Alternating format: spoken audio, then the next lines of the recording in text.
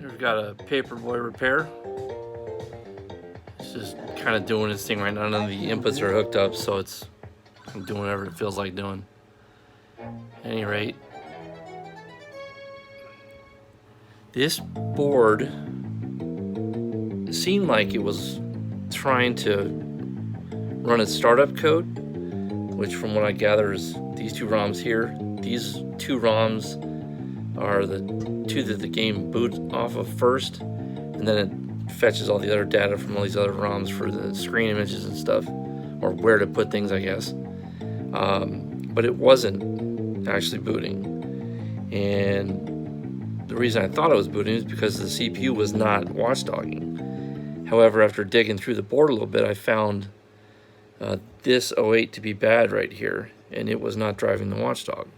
So after I replaced that, watchdog was working. Obviously the game wasn't coming up because there was other problems. This board had, I want to say 6 or 7 Fujitsu ICs on it, 2 here, 2, they're all over the board. Those are typically, I find them bad a lot on Konami and Nintendo games. And sure enough, pulling the 5 or 6 that were on this board, they checked bad. So I went ahead and replaced them. After that, I found a couple more TTL parts that weren't working right. I want to say that,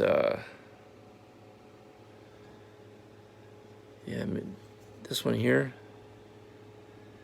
I don't remember what was going on though.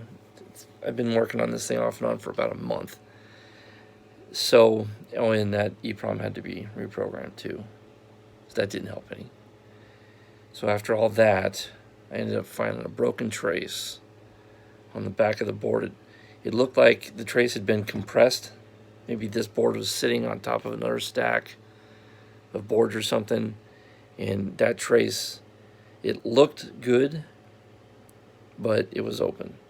And it happened to go to one of these two ROMs. It was pin 16 on this ROM, as a matter of fact. So without these two being able to talk back to the CPU, there was no way this board was going to boot. And now it's booting. So I believe that's all she wrote.